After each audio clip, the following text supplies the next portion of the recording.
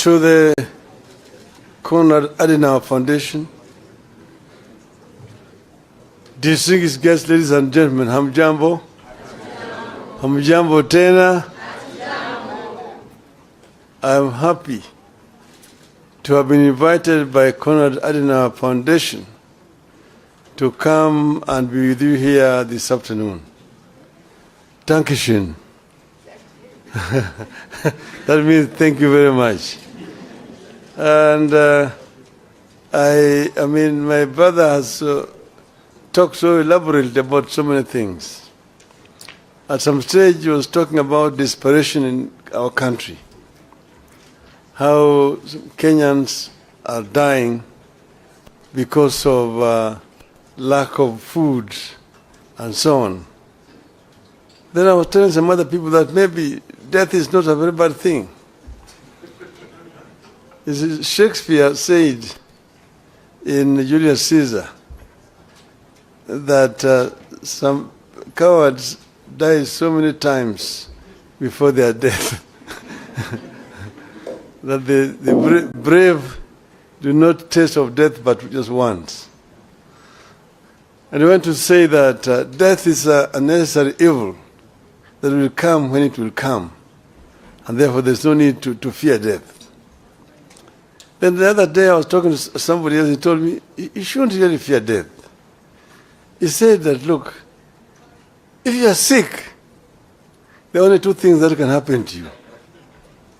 Either you will be treated and you will get well, they have nothing to fear. But if you don't recover, then you will die. If you die, there's nothing to fear. Why? Because you will either go to heaven or to hell. If you go to heaven, there's nothing to worry about. You will be okay. Even if you go to hell, there's nothing to worry about. You'll find so many of your friends.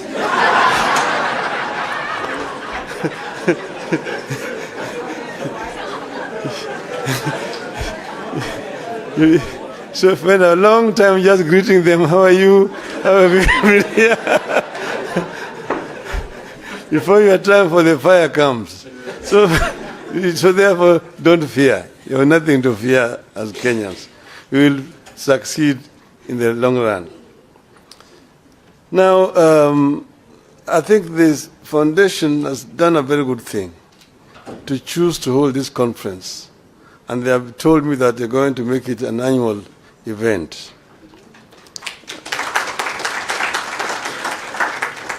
So it is my real pleasure to speak to this distinguished audience at a time the country is undergoing profound challenges with no end in sight.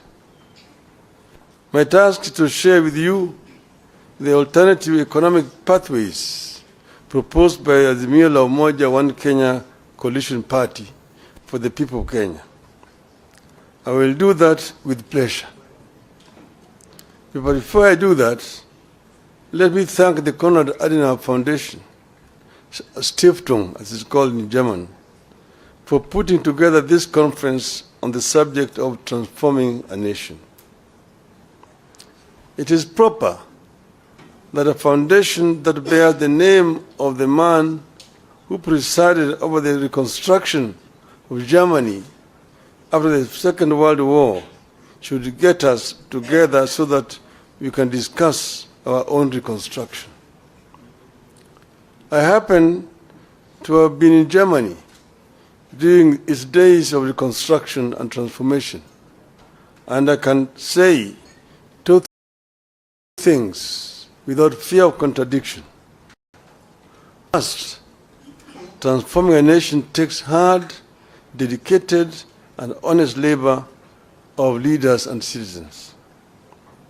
Secondly, no nation is beyond reconstruction and transformation. All it takes is leadership.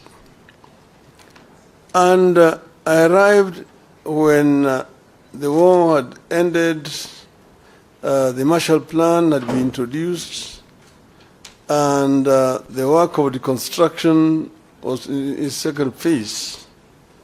I have found when Konrad Adenauer himself was still the chancellor, and at that time when he arrived, when you went to Germany, and then you went to Britain and France, who are part of the victor powers, you'd think that it was Germany that won the war, and those countries had lost the war. But Germany had been devastated. Most German cities were bombed, some of them nearly to the ground. There's a city in the eastern part of Germany called Dresden. Dresden was razed almost to the ground by the British, basically, at the time when, in fact, the war had ended. But because of the anger of what had happened, bombing of London and so on, it was a revenge bombing. But the Germans reconstructed. And at that time, West Germany was the strongest economy in Western Europe. And East Germany was also the strongest economy in Eastern Europe at that time. That was basically because of hard work. I want to say that a year after our election, if you ask Kenyans, are you better off today than you were at the time, this time last year? The answer will be obvious, that we are in a deep hole. Failing policies and grim economic prospects. There is a devastating loss of trust and confidence in our economy, our financial markets, and our government. We are caught in a cycle where reduced spending power leads to loss of jobs, which leads to even less spending, where the people can't borrow because rates charged are too high, yet lack of borrowing slows growth and leads to even less credit. Credible data collected and published by the government confirms all this grim news. And this is taking place as a day after the State of the Nation address by the President. I'm going to try to answer as he said yesterday. But this is not a response. At the Hustler Fund, which was supposed to support households and micro enterprises, default on payments at a higher rate than those at the commercial banks, SACCOs and microfinance. Out of the Hustler Fund's outstanding, that is 10.2 billion shillings worth of loans in the last 9 months, 29% is deemed to be portfolio at risk, implying it has not been serviced by the borrowers as per agreed schedule. This means that borrowed amounts worth about 2.9 billion shillings in Hustler Fund loans fall in the category of non-performing loans. Job cuts are back to the rate where they were during the COVID. According to the CBK survey, more than a quarter of chief executives expect to cut jobs before the end of the year because of increased operating costs and softening demand for goods and services, setting up families for a gloomy festivities period. The Central Bank of Kenya is the survey that targeted CEOs of more than 1,000 private sector firms through online questionnaires shows that 26.3% of those surveyed expect to cut their workforce between now and the end of the year, while 63.5% will not be hiring any new staff. At the Nairobi Security Exchange, some 6,256 foreign investors fled in the last 9 months. This is 42% of foreign investors in the country. This exodus is a result of the rapid but unstable tax policies that are scaring away foreign investors and leading to low revenue collections. In October, the same National Security Exchange was ranked the worst performing African bus in the first 9 months of the year in dollar returns. Investors prefer a country with a stable taxation policy, a stable currency, and a growing economy. The current regime is changing tax policy frequently, mismanaging the shilling, and weakening economic growth. Kenyans are ditching mobile payments. A number of local SMEs using payment methods such as pay bills and Lipa na M-Pesa are now asking their customers to use cash when paying for goods and services to avoid taxation. Fuel consumption fell rapidly between January and June, dropping to the lowest levels in the more than 5 years. Up to 85% of firms are not paying corporate taxes. At least 8 in 10 companies in Kenya did not pay taxes on earnings last financial year. This signals a tough economic environment that hits sales, prompting some businesses to scale down operations. The Kenya Revenue Authority, KRA, missed its revenue target for the first quarter of the current financial year by 79 billion Kenya shillings. Of course, the story of the Kenya shilling in a free fall bears no repeating. It is obvious to everybody. From 120 to the dollar to now 159.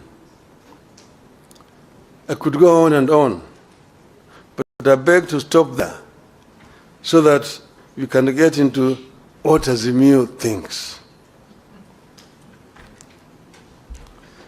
The fact is, many Kenyans are both anxious and uncertain of what the future holds.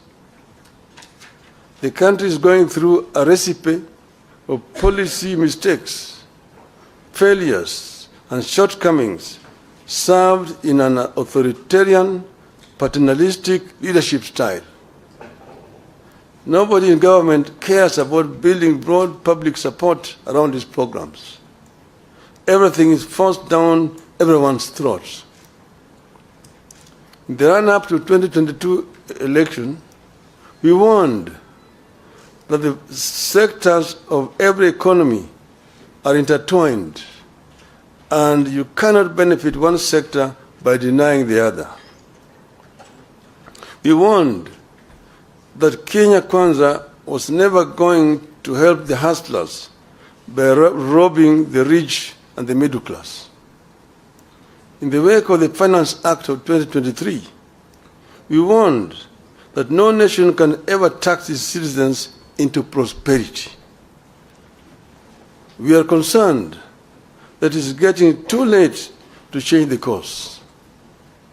We fear that consequences of the foundation laid in the first year of this administration could linger for years if nothing is done. Our country could lose the competitive edge that it has always had in the region and sub-Saharan Africa. This bad situation could easily get out of hand. What is to be done? For us in Azimio, reduction in the cost of living is a priority economic imperative. This will be achieved by providing some basic relief to citizens, including reduction of taxes and stimulating production. To release resources to achieve these objectives, government must cut the budget by an estimated 500 billion shillings. The current policies have hit low-income families particularly hard. These are the same low-income families that the administration promised to lift up. These families spend more than 40% of their income on food. They deserve and require relief. In particular, we must cut fuel taxes and raise social welfare payments. At this time of duress, we demand tax cuts, not increases.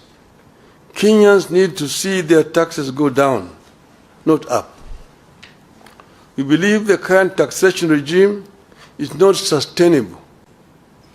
We warned at the beginning that beyond a certain point, increasing taxes leads to lower collection.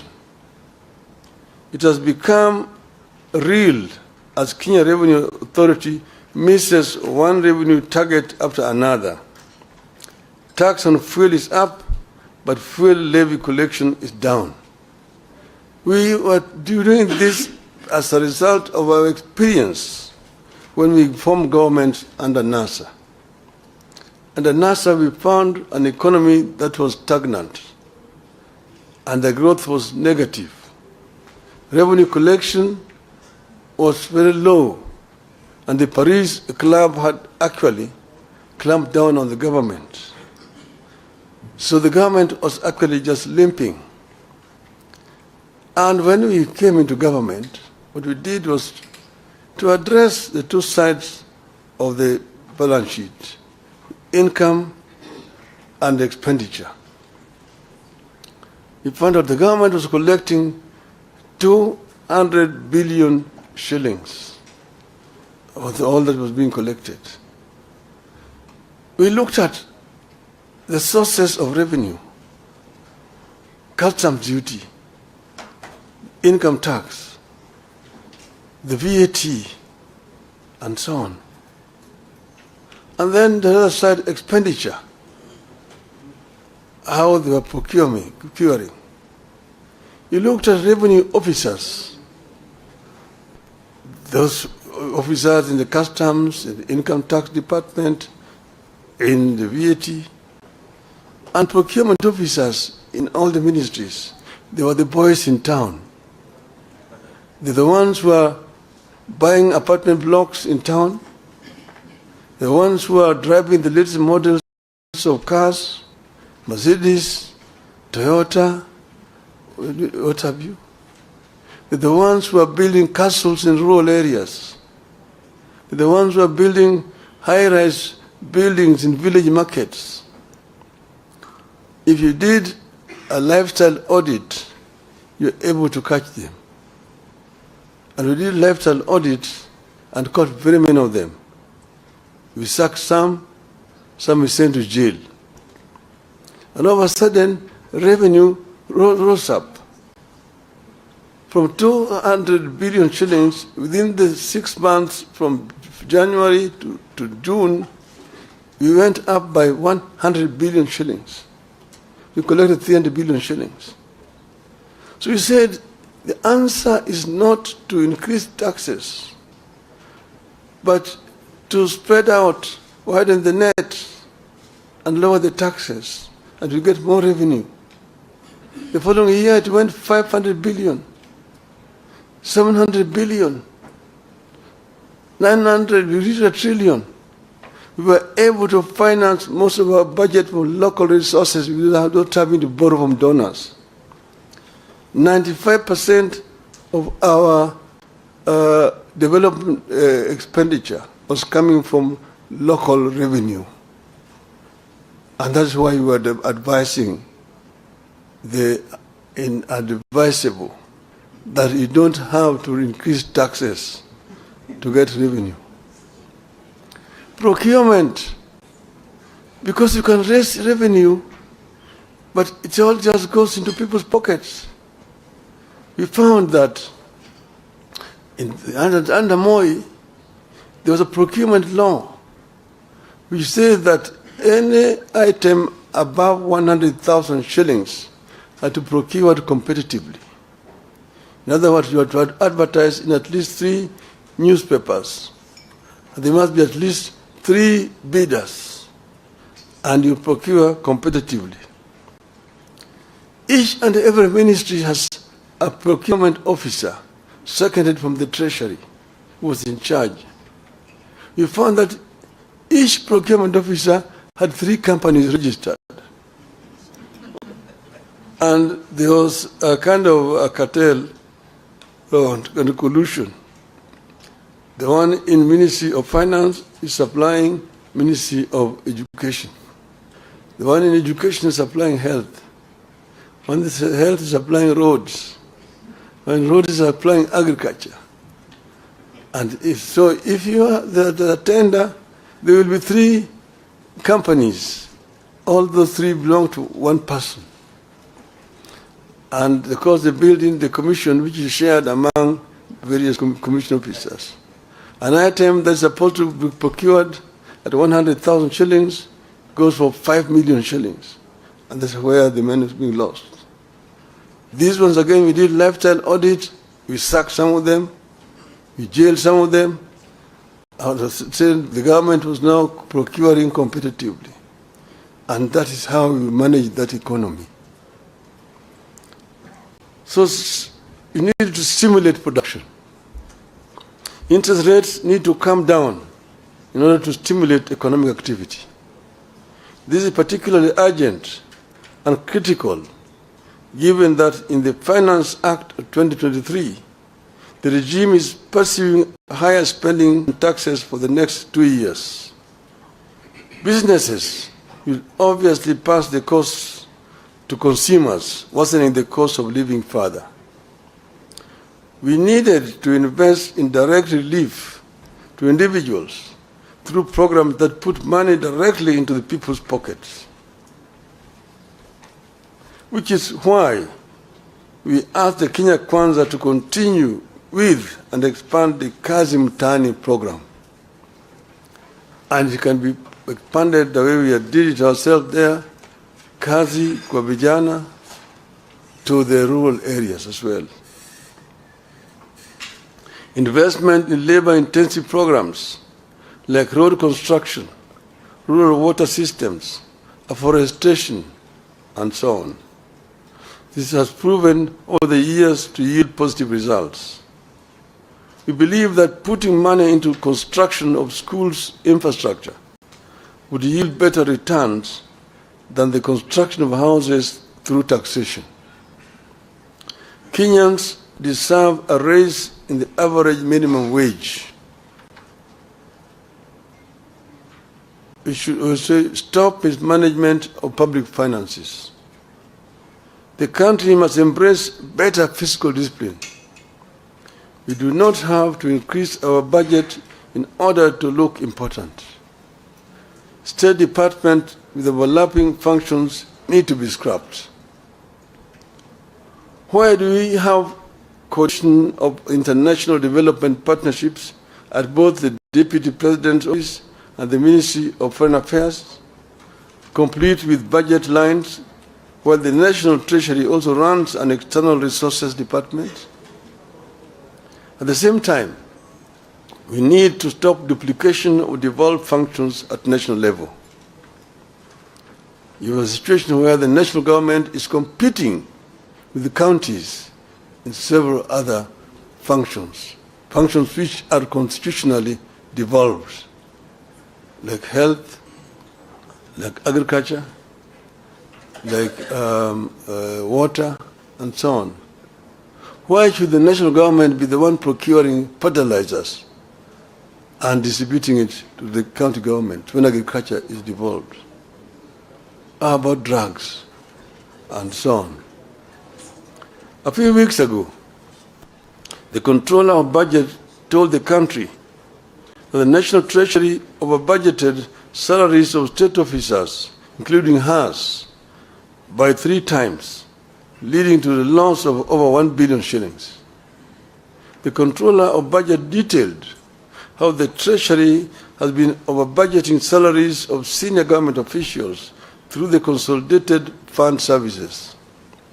So far, nobody has been made to bear responsibility for this budgeted corruption. We know very well that regional authorities duplicate county functions. Where do we retain them? Complete with budgets. To those doubting Thomases within the regime, these measures above will release the estimated 500 billion shillings required to bring back the economy on an even keel. Realistic debt management. Currently, Kenya is caught in a debt rut where it has resorted to borrowing more to repay debt. It makes no sense to us to borrow more to repay debt when debt is already too high. It amounts digging when you're already in a deep hole. Our position is that the National Treasury ought to ask creditors to push up